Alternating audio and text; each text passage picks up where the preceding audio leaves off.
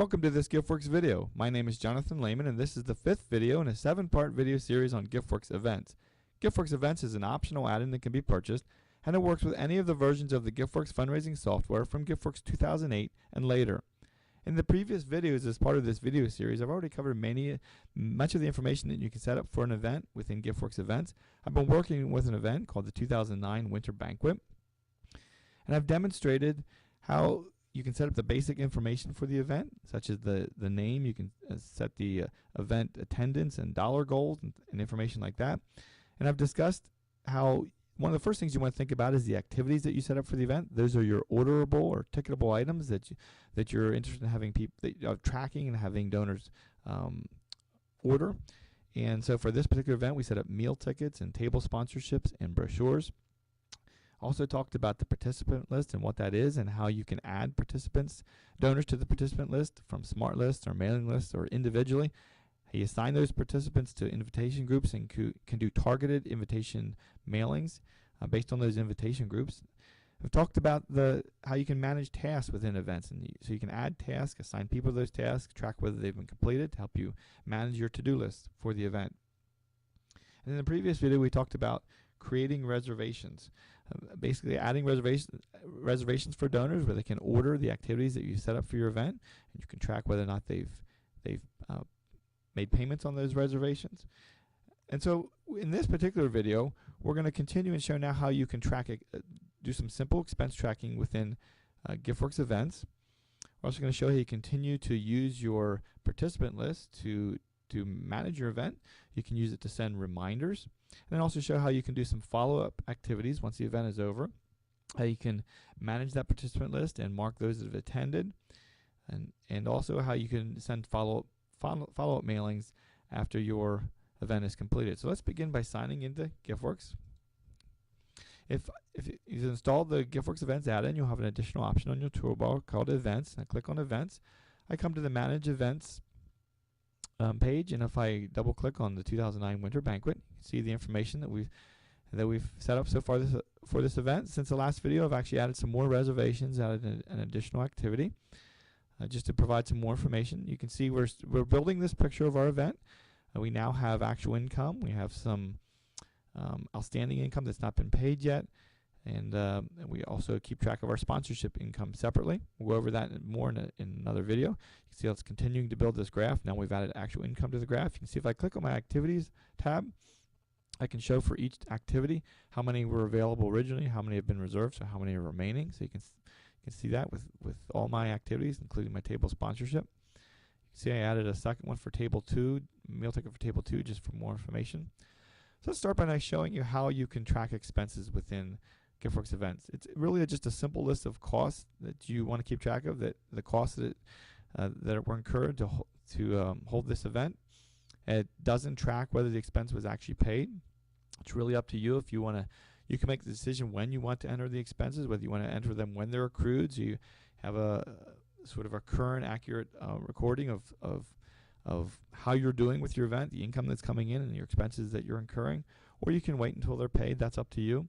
These expenses are not associated with a specific event activity or reservation, but they are totaled and removed from the actual income to determine the net income. And so I'll show that. So I'm gonna add an expense, and when we do that, we can enter the date of the expense. And this again it's optional what date we want to use here, whether the date's accrued or the date we paid it. So in this case, I'll say there was an expense to rent the facility, where we're going to have the banquet.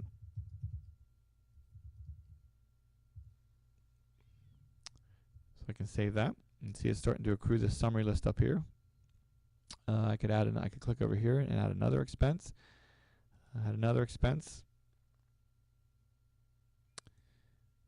which I paid on the 17th, say, and that was about $150, and that was the sound system rental.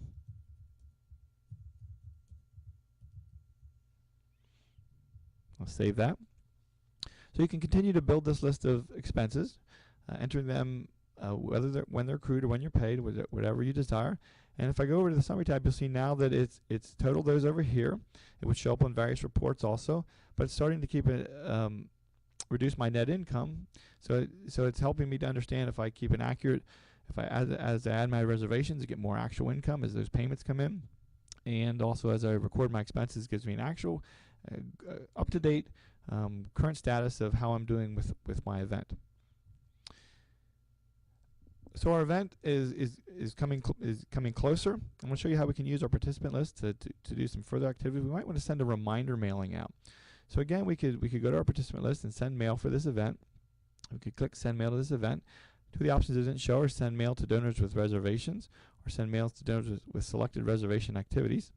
So I could either send a reminder for maybe any of those donors that have any kind of reservations that include a sponsorship activity, or those that including non-sponsorship activity, or I can do it based on specific activities. So in this case, I want to do it based on anybody that we think is going to attend the event. So basically, is there anyone that ordered meal tickets? Would be people that would be attending our event.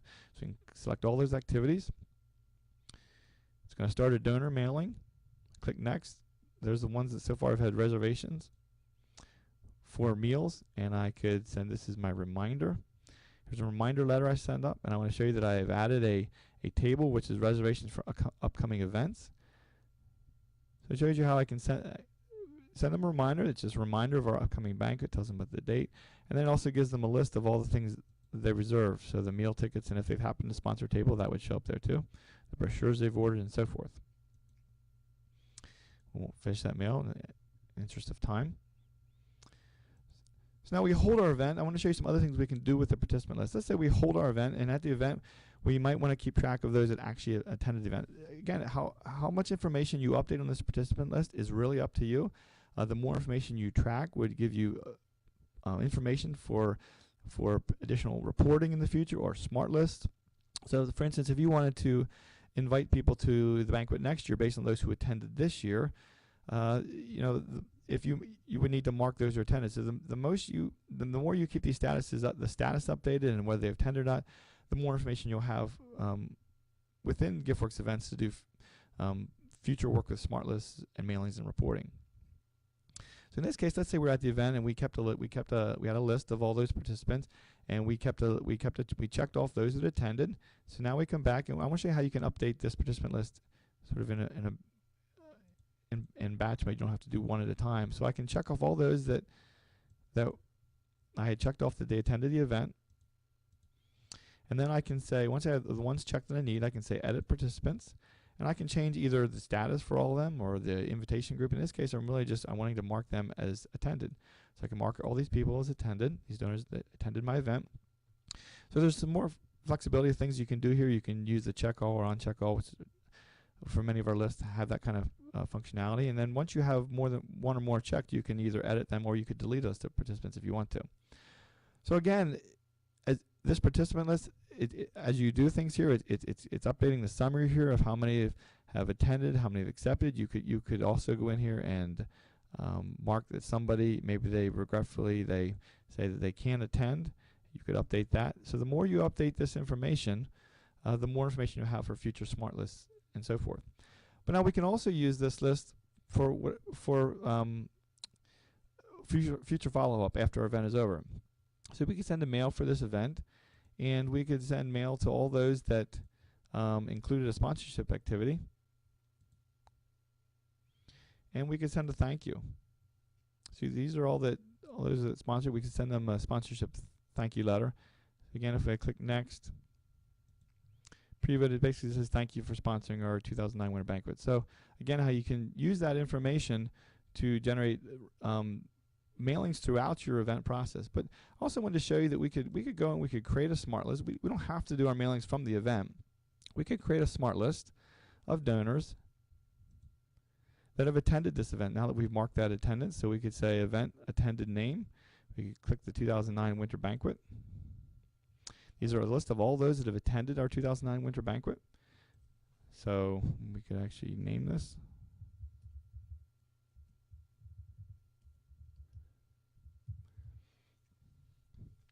And once we've created this smart list, then we could send mail to this smart list, just like we do a normal mailing.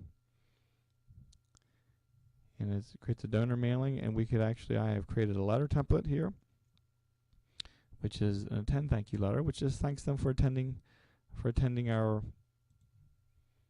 banquet. So you can see how we've given you some options to do mailings from right within events, from the participants list, but you can also initiate mailings outside of the event and use a lot of the event information.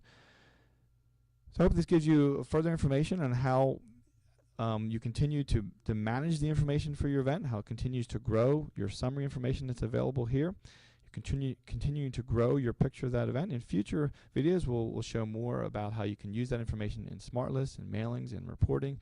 Hope this video has been helpful, and we encourage you to watch the rest of the videos in this video series. Thanks for watching.